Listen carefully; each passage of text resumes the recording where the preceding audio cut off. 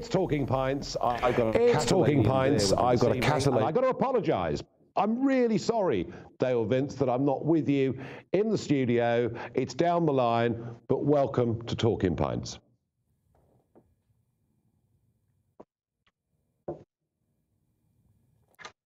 Thank you. Now, Dale, you are something of an eco-warrior, and you run Ecotricity. You claim that it's Britain's greenest energy provider, and I know that you're somebody that started very, very small with all of this. And by the way, you know, I am not against, of course I'm not against, renewable energies in any way, shape or form. It's the subsidies that give me the headache. But just begin, because I read about Glastonbury and mobile phones operating off a small windmill. Just tell me, what was the genesis of you becoming a green energy provider? It probably was the 10 years I lived on the road. You know, I lived in a bunch of different trucks and buses and things, and I made the stuff I lived in. I made the power that ran my life and stuff using a small windmill. And I did go to Glastonbury. I built a tower out of an old electricity pylon, got some old train batteries from a scrapyard at the bottom, rented some mobile phones and sold a phone service called Wind Phones. This is all in the late 80s, early 90s. And I was parked up on a hill outside Stroud where I live now, and it was windy, and I saw the first wind farm built in Cornwall. And I thought I could spend another 10 years living a low impact lifestyle myself, or I could drop back in and try and make a bigger difference and build a big windmill on the hill I was parked up on. So I just set about doing that in the early 90s. Yeah, I mean, you've been doing this a hell of a long time. Now, you talk about those early wind farms in Cornwall, and I remember at some point in the 90s driving down the A39 past Delabole. I think Delabole was the first or the second wind farm in Cornwall. And I remember thinking, first time I saw it, goodness me, that is ugly. And now I see these monstrosities off the Essex coast, off the North Kent coast. Boris wants to build more of them. I mean, they really are the most unsightly things ever, aren't they? I think you're in a minority view there, Nigel. Most people think that wind turbines are graceful, beautiful structures, and they appreciate it for the work that they do, you know. They make energy out of the wind, you know, out of nothing. And really important thing with renewable energy, I heard your previous guy, Bob, speaking about fossil fuels, and I understand what you're saying about net zero. Important thing about renewable energy is it will never run out. And we can't power ourselves completely by fossil fuels because we don't have enough. But even if we could, fossil fuels in the North Sea and fracking, if it ever got going again, will all run out by 2030. That's just 8 years from now. We've got to have an answer that endures longer than 8 years from now. That's renewable energy. Yeah, I have to say, all the scare stories about energy resources running out have always proved to be wrong, as we keep finding more and more energy. Look, you know, my argument on this is that the more we rely on wind energy, the more we need gas as a backup, because as you and I both know, we get periods of time when the wind just doesn't blow. So I'm not fighting you over this. I'm not arguing that wind doesn't have a role to play. But isn't the point about this, Dale, and this is what upsets people, we've had a situation here where, and you know this as well as I do, rich landowners being paid, in some cases, thousands of pounds every week just to have wind turbines on their land, and the bill for that being picked up by ordinary people. Isn't there something really immoral about that, and about the fact no one's ever been told the truth? Well, I think the rent that landowners have for hosting windmills is not out of proportion to the rent they have for hosting mobile phone towers or any other kind of structure on their land. If you want to look at who's benefited most from rent for wind, take a look at the royal family through the Crown Estates. I mean, I think it runs into the billions, the rent being paid to use the seabed to host offshore windmills. But look, I think this kind of economic envy type argument is a distraction from what's really happening. Pre this crisis, our countries spend £50 billion a year bringing fossil fuels here just to burn them. That's £1 billion a week. If we spent that 50 billion building renewable energy infrastructure, we could have 100% of our electricity made here in Britain and create a vast new industry of long-term sustainable jobs and make an enormous difference to our economy, because that money leaves our economy every year and it weakens us when it does that. We could change all of that.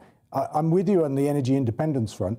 The thing is, we can't do it with fossil fuels, but we can do it with renewable energy. Well, I don't agree with that. I think we've got vast reserves. I mean, certainly gas. I mean, some estimates are we've got £1 trillion worth of gas under our feet in this country. Others think it could be as much as 2. But you know, that perhaps is by the by. But the point I want to get back to, Dale, is, you know, it's ordinary folk on their bills that have picked up the tab for this. And this is my question to you, can the renewable sector work without taxpayer subsidy? Not only can it, but it does. So offshore wind is cheaper than anything else we can build right now, and it has something called a contract for difference, and it's generating under the market price. It's paying the government right now for generation. Solar, which hasn't been banned onshore in our country, onshore wind has been banned, as Bob said. Solar is being built now without any form of government support whatsoever. We're building 2 solar farms right now ourselves. So, I mean, the answer is yes, Nigel. Renewable energy doesn't need a subsidy, but if you look at fossil fuels, we're putting billions into the North Sea to subsidize fossil fuels. Well, I mean, you know, as I say, at some point in time, there is no doubt that we're going to find ways, and it could be hydrogen cells, I don't know what it is. At some point, we're going to find ways that we'll use less in terms of fossil fuels. But for the moment, we can't survive without them. But I just wonder, I mean, because it seems to me that the greenest form of energy, the lowest carbon form of energy, that is at the same time the most reliable form of energy, and that is there 24/7, 365 days a year, is nuclear energy. And I just wonder, you know, given that we've got these small nuclear reactors in the back of our submarines, that there's talk in North America, Canada, and in the United Kingdom, there is talk that, you know, we can make nuclear power stations a fraction of the size of those 1960s monstrosity. I just wonder, do you see nuclear as being part of the mix going on from here? Well, I think nuclear is part of the mix right now, and we should max it out. We should run it as long as it's safe to run it. But we shouldn't plan to build any more, because they take 10 years to plan and they take 10 years to build, and then they take another 10 years before they even break even on a carbon budget basis. And it's the most expensive electricity that's ever been generated, and it's not going down in price. It's just not getting any better. And of course, we leave a toxic legacy for thousands of years, and we don't know how to contain it. And we're spending 120 billion a year right now just containing what we've already created. So no, nuclear is not a part of our future other than what's currently running, and we should run it until it can't be run safely anymore. So how do we, getting back to this point about, I mean, you know, I mentioned nuclear because, and I understand all the problems around it, but I mentioned it because it is utterly reliable in the sense that it's there all the time. What do we use as backup for wind, for solar? I mean, gas, it seems, is the best and easiest option, is it? I mean, what other solutions do you think there are to that problem of intermittency? Yeah, I mean, it's an important issue to tackle, and what we've got for that is a concept called the smart grid. So right now and historically, we've had something I like to think of as dumb demand. You know, we all just flick a switch at the same time. There's no science in that. And that causes enormous peaks on the grid at certain times of the day, and then we have enormous troughs at other times of the day. One of the problems of nuclear power is it has to run base load. It can't meet the peaks or the troughs. It just has to run like this. So it's not actually as perfect as it sounds. Our current grid switches generators in to hit the peaks and then turns them off to hit the troughs.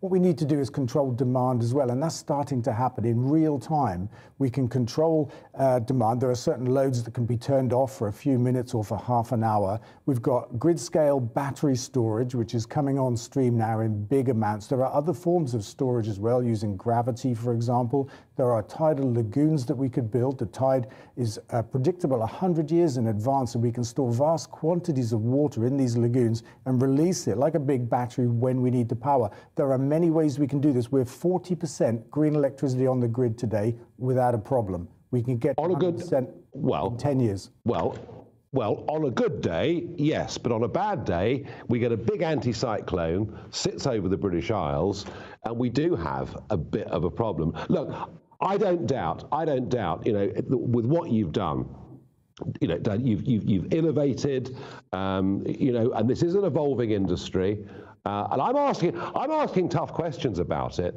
because I just feel we've not really had a proper debate about the whole thing. But tell us a bit more about your company and how it operates, how many staff you've got, and have you made your fortune yet? Yeah, so look, we started in 1995. We were the world's first green energy company. We made this available for the first time anywhere. We pioneered big wind and big solar in Britain. We brought green gas to Britain. We haven't even talked about that, and that's a super opportunity for us. We're working on geothermal, the idea of tidal lagoons. And you're quite right about the wind. Sometimes the wind doesn't blow. That's a fact. But the sun shines, the tides come and go. Geothermal is like nuclear. It's 24/7, 365 days of the year, and it's just starting to be exploited in Cornwall. So the answer to 100% renewable energy on the grid is to have a mix of technologies that are working at different times of the year and the day and under different weather conditions with grid storage. But to come back to your question, we're about 800 people. I think our turnover is about 300 million quid this year or something like that. We build about 100 megawatts of generation. We supply about 200,000 homes. And we're here to make a difference. We're here to change how energy is made and used in Britain. And we think we've done a fair job of that so far, but there's further to go. And this energy crisis that began before the war in Ukraine, it's just been exacerbated by that. That shows us there's another real economic imperative to being energy independent in our country. No, there really is. But you are also a private company there to make profit. And you didn't answer my second part of the question. Have you made your fortune yet? No, I laughed at that. I answered that first. Look,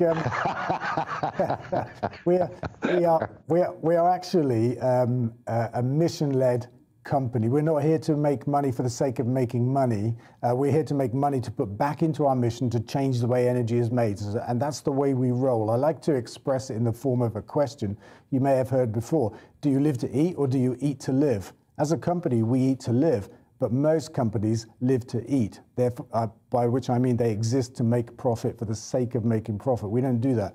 We're a mission-driven company that makes money to put it back into our mission.